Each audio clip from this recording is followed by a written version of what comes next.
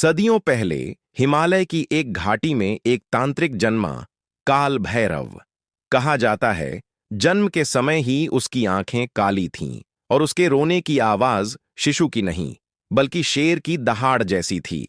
बचपन से ही उसने मृत शरीरों पर साधना शुरू कर दी। लोग कहते थे कि वह चिता की राख से रोटियां बनाकर खाता और मुर्दों की हड्डियों को बांसुरी बनाकर बजाता था। समय के साथ उसकी शक्ति इतनी प्रचंड हो गई कि राजा महाराजा तक उसके नाम से कांपते थे। उसके पास एक भयावह शक्ति थी, इंसान की आत्मा को निकालकर मिट्टी की गुड़ियों में कैद करने की। गांव वालों ने उसे रोकने की कोशिश की, लेकिन जो भी उसके सामने गया वह उसी की कठपुतली बन गया। आखिरकार लोग मिलकर उसे जिंदा जला पाए। उसकी चीख पूरे पहाड़ों में गूंजी, मैं लौटूंगा और लौटकर इस पूरी दुनिया को अंधकार में डुबो दूंगा। अजीब घटनाएं। आधुनिक शहरों में अचानक डरावनी घटनाएं होने लगीं। लोग सोते सोते हवा में उठ जाते और छत से टकराकर गिर जाते। कुछ लोग दीवार पर उल्टा चलते पाए जाते और कई लोगों की आंखें पूरी काली हो जातीं, मानो उनकी आत्मा किसी और के वश में हो। वैज्ञानिक हैरान थे। डॉक्टरों ने इसे बीमारी कहा, लेकिन बूढ़े साधुओं ने साफ कहा, काल भैरव लौट आया है, उसका श्राप अभी समाप्त नहीं हुआ।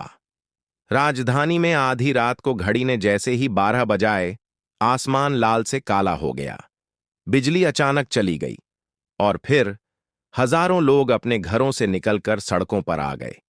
उनकी चाल एक जैसी थी, आंखें एक जैसी काली और होठों पर एक ही शब्द, भैरव, भैरव, भैरव।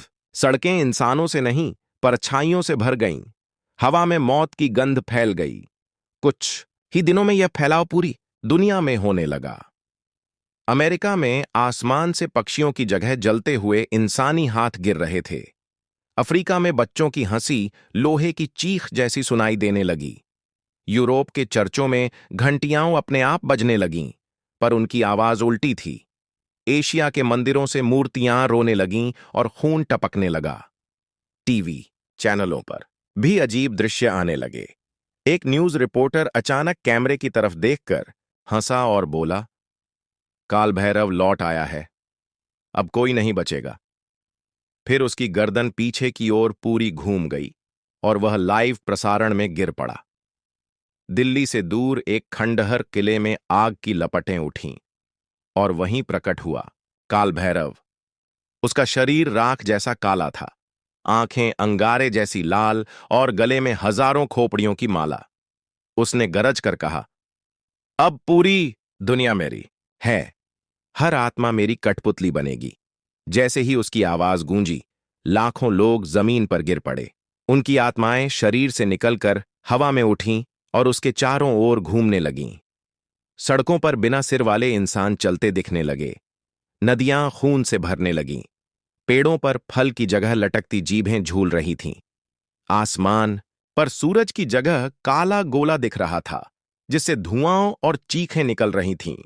हर देश में मंदिर, मस्जिद, चर्च और गुरुद्वारे खुद ही ढाने लगे, मानो पूरी दुनिया उसके पैरों के नीचे झुक गई हो। कुछ ही जगहें बची थीं जहां लोग सामान्य थे। वे सब जंगलों और पहाड़ों में छिपकर इकट्ठा हुए। एक साधु ने कहा, इसे हराने के लिए इंसानी शक्ति नहीं, बल्कि उसी अंधकार से निकली कोई ताकत चाहिए। उन्होंने एक प्राचीन ग्रंथ निकाला जिसमें लिखा था, काल भैरव को हराने के लिए उजली आत्मा का आह्वान करना होगा, लेकिन इसकी कीमत पूरी मानवता से चुकानी पड़ेगी। साधुओं ने मिलकर एक यज्ञ किया। मंत्रोच्चार शुरू होते ही पूरा आकाश कांप उठा, लेकिन तभी काल भैरव वहां प्रकट हो गया। उसकी आवाज बिजली जैसी कड़क थी, मूर्खों, मंत्रों से मुझे नहीं हराया जा सकता, मैं खुद मंत्रों का अंत हूं। उसने अपनी हथेली से पूरा यज्ञ अग्नि में बदल दिया। साधु चीखते हुए राख में बदल गए, लेकिन उनकी आखिरी चीखों से एक उजली आकृति निकली, सूर्य जैसी चमक लिए एक दिव्य शक्ति। अब आकाश में दो शक्तियां थीं, एक तरफ काल भैरव, दूसरी तरफ उजली आकृति। आसमान फट गया, जमीन कांपने लगी, समुद्र की लहरें शहरों को डुबाने लगीं, लाखों आत्माएं हवा में चीखने लगीं, युद्ध कई रातों तक चला। कभी काल भैरव जीतता, कभी उजली शक्ति, लेकिन आखिरकार काल भैरव ने एक ऐसा मंत्र बोला जिसे उसने अपने मरने से पहले ही सीखा था। यह मंत्र रोशनी को निगलने वाला था। धीरे धीरे उजली आकृति अंधेरे में डूब गई। काल भैरव हंसकर बोला, अब यह धरती मेरी है। अब न मंदिर है, न मस्जिद, न सूरज है, न चांद, बस अंधकार, चीखें और काल भैरव का साम्राज्य। आज भी अगर कोई आधी रात को किसी वीराने में ध्यान लगाए तो उसे धीमी आवाज सुनाई देती है, भैरव, भैरव, भैरव। लोग कहते हैं अब हम सब सिर्फ उसकी कठपुतलियां हैं, और जब आखिरी दिन आएगा वह खुद सामने आएगा, 1000 आंखों और 1000 हाथों के साथ। और उस दिन न इंसान बचेगा, न रोशनी, सिर्फ एक नाम गूंजेगा, काल भैरव। काल भैरव की वापसी ने पूरी दुनिया को अंधकार में डुबो दिया था। शहर राख में बदल चुके थे, नदियां खून से भर गई थीं और आसमान से सूरज चांद दोनों गायब हो चुके थे। अब हर ओर सिर्फ अंधकार, चीखें और काल भैरव का आतंक था। लेकिन कहते हैं हर अंधकार में कहीं ना कहीं रोशनी की एक चिंगारी छुपी रहती है। वैसा ही हुआ। हिमालय की गुफाओं में कुछ लोग छिपे हुए थे।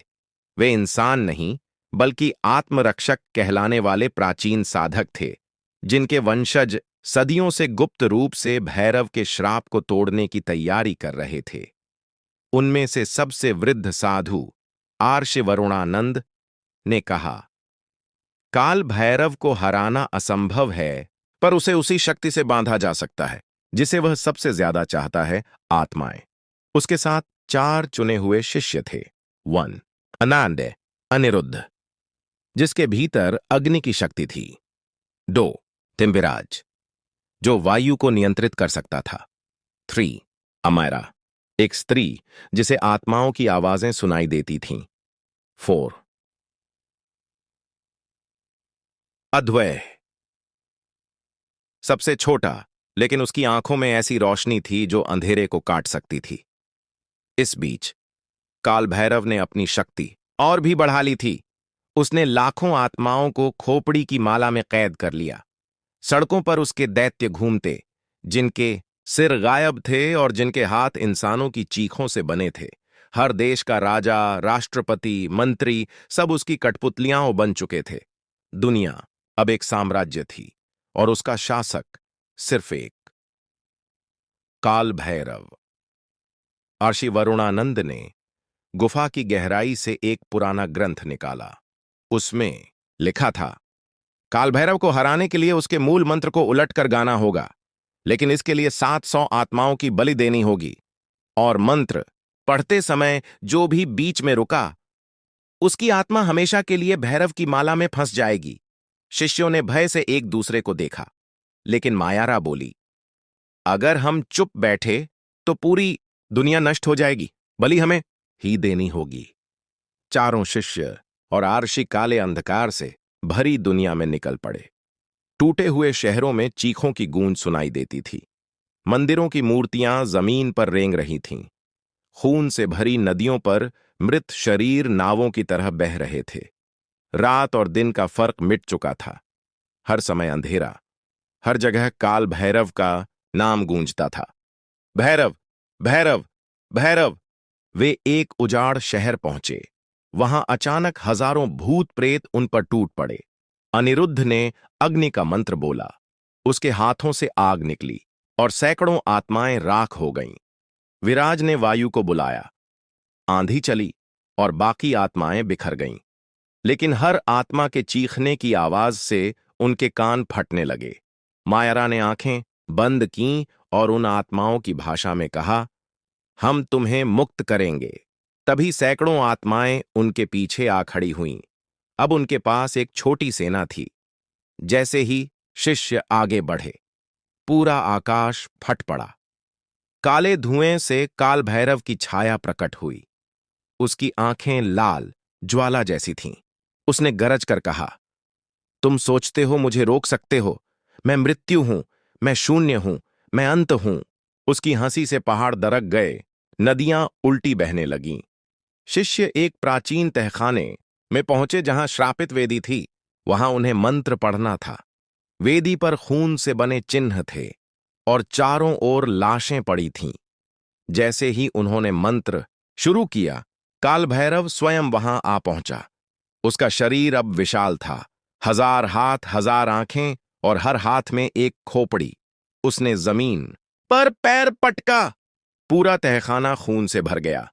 लाशें उठकर जिंदा हो गईं और शिष्यों पर टूट पड़ीं। अनिरुद्ध और विराज ने पूरी ताकत लगाकर दैत्यों को रोका। उनकी आत्माएं भी धीरे धीरे कमजोर पड़ने लगीं। मायारा ने 700 आत्माओं को बलि के लिए बुलाया। वे सब रोते चीखते उसके चारों ओर खड़ी हो गईं। मायारा ने रोते हुए कहा, माफ करना, पर यह पूरी मानवता के लिए है। और उसने मंत्र बोला। आत्माएं अग्नि में समा गईं। तभी पूरा तहखाना रोशनी से भर गया। अब मंत्र का आखिरी हिस्सा बाकी था, लेकिन तभी काल भैरव ने अपनी असली शक्ति दिखाई। उसने मायारा और दोनों शिष्यों की आत्माएं खींच लीं। वो सब उसकी खोपड़ी की माला में कैद हो गए। अब अकेला अद्वय बचा। उसके हाथ कांप रहे थे, उसकी आंखों से आंसू बह रहे थे, लेकिन उसकी आंखों की रोशनी और तेज हो गई। उसने ग्रंथ खोला और मंत्र का अंतिम श्लोक पढ़ा। काल भैरव ने चीख कर कहा, रुक जा, वरना तू भी मेरी माला का हिस्सा बन जाएगा। लेकिन अद्वय नहीं रुका। उसने पूरा मंत्र पढ़ डाला। जैसे ही मंत्र पूरा हुआ, आकाश फट पड़ा। काल भैरव का शरीर राख में बदलने लगा। उसकी चीख इतनी भयानक थी कि पूरी धरती हिल उठी। उसकी खोपड़ी की माला टूट गई और लाखों आत्माएं मुक्त हो गईं। अंत में वह राख बनकर हवा में उड़ गया। उसकी आखिरी आवाज गूंजी, मैं फिर लौटूंगा जब अंधकार बढ़ेगा। दुनिया का पुनर्जन्म। धीरे धीरे अंधकार हट गया। सूरज उगा। नदियां साफ हो गईं। पक्षियों की चहचहाहट लौट आई। लेकिन अद्वय अब अकेला रह गया। उसके साथी हमेशा के लिए खो गए। लोग उसे अंधकार विजेता कहने लगे। आज भी कहते हैं, काल भैरव की राख हिमालय की किसी गुफा में दबाई गई है। अगर कोई उस राख को छेड़े तो काल भैरव फिर लौट आएगा। और आधी रात को अगर ध्यान से सुनो तो हवा में अब भी एक धीमी फुसफुसाहट सुनाई देती है, भैरव, भैरव, भैरव।